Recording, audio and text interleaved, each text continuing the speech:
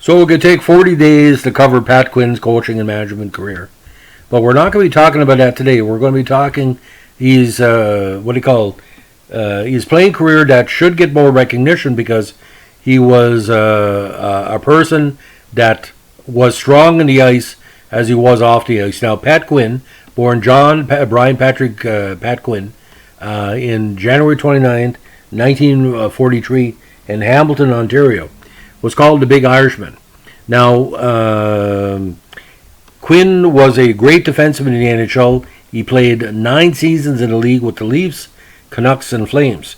Now, coming out of the junior ranks with the Edmonton Oil Kings, he won a Memorial Cup with the club in 1963. He later won another Memorial Cup again as part owner of Vancouver Giants in 2007. So that was 44 years in between Memorial Cup championships. Now, he first came to major prominence again with the Hamilton Tiger Cubs and the Hamilton Kitty Bees in the Ontario Hockey Association. Now, after graduating high school, Quinn accepted a scholarship from Michigan Tech, but was declared ineligible to play by the NCAA because he already had his pro rights owned by the Detroit Red Wings. He instead joined the Edmonton Oil Kings of the Central Alberta Hockey League, again helping the squad to the Memorial Cup. Now, he played alongside a fellow future NHL player and coaching and playing rival Glenn Sader. Now, Quinn turned pro in '64 and began stints in several minor leagues, including the Eastern Hockey League, Central Hockey League, and the Western Hockey League. Now, playing with the Tulsa Oilers, Quinn was called up by the Maple Leafs in '68, making his NHL debut. Now, during his rookie season, in the playoffs, he was part of one of the most iconic hits in NHL history, where he laid out and concussed Bobby Orr in a playoff game between the Maple Leafs and Boston in the Boston Garden. Game ended 10-1, and Bobby Orr was knocked out for several seconds.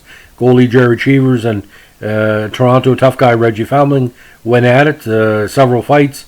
But as we say later on, it seemed to be a clean check. In the words of Don Cherry, got to keep your head up. Now, the bench criminal brawl on both sides didn't do anything but take momentum away from Boston because he lost to Montreal in the semifinals, but eventually got the Stanley Cup in 1972. Now, after 2 seasons with the Maple Leafs, the Canucks claimed Quinn in the 1970 expansion draft, where he stabilized Vancouver's defense for 2 seasons, but he was also left unprotected in the NHL expansion draft when he was claimed by the Atlanta Flames and served as team captain for a rugged, high-scoring team that eventually played the Flyers in the 74 quarters and gave everything that the eventual Stanley Cup champions could handle. Unfortunately, Quinn had to retire from hockey in '77 after suffering a knee injury, which was also the start of his coaching career. Now, again, regular season and playoffs, his rookie season with Toronto, he got 9 points and only 59 games in the 1970 season. He scored first NHL goal in '71 for Canucks with 13 points, and best NHL season was '74. We talk about that playoff appearance. We had 32 points in 77 games. Now, NHL totals, 606 total games, including the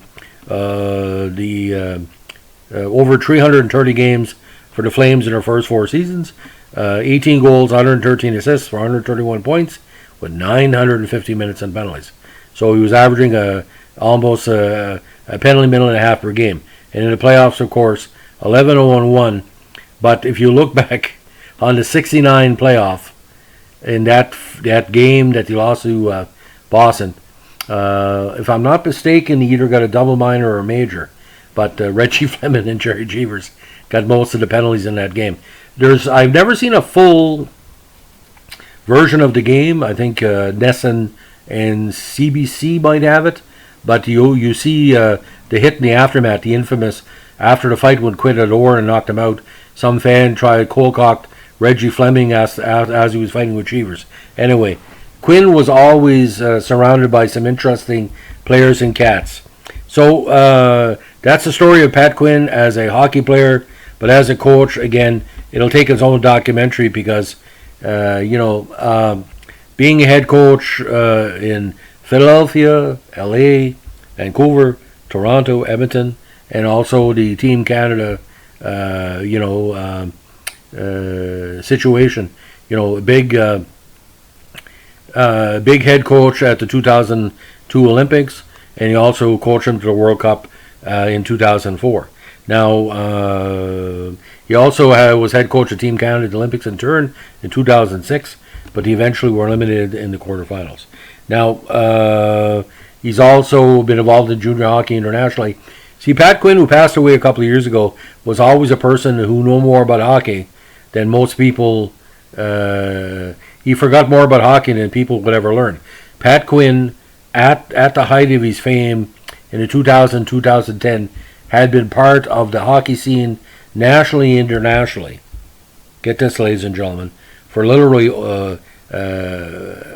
60 years, on and off. Because before he hit the OHA, he was a great minor hockey star as well. But, a big, rugged guy. You don't make them small in Hamilton. And,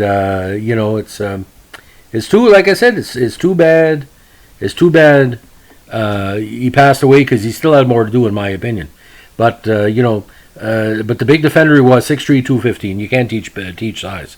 And until Zdeno Chara showed up, I don't think there was a defenseman as, what's the proper term, not say ruthless, but, there was no messing around when Quinn was there. And like I said, he wasn't a dirty player. He was a patroller, as we say. So thanks for listening, ladies and gentlemen. By the way, I have an announcement. We're going to be stopping our hockey podcast for at least a few weeks to concentrate on the Major League Baseball playoffs with some Blue Jay podcasts and related stuff. Key playoff games. We thank everybody for listening. We hope to be back full time with requests by probably late November. So the archive is there. I don't want to do that much hockey until we get back to the regular season, because we've done at least 200-300 podcasts in the extended NHL playoffs. We thank everybody for the requests. Still give me requests, but I'll put them on my list.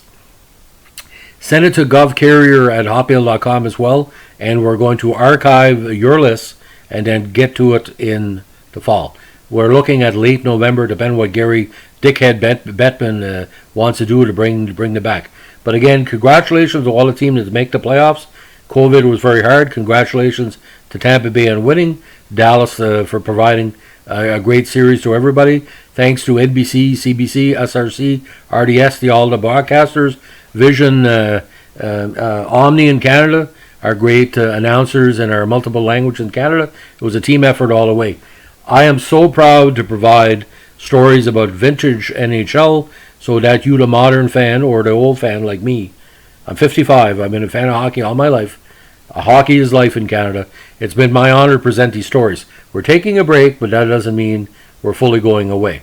So we got 20 new podcasts are coming up on hockey, because Travis Cook, our good buddy, gave me about 20-25 requests. And Nixon Master, Kendall Giberson, all the people that have been asking directly or indirectly, that's going to be taken care of. There's going to be finished, and we're going to do the final requests later on.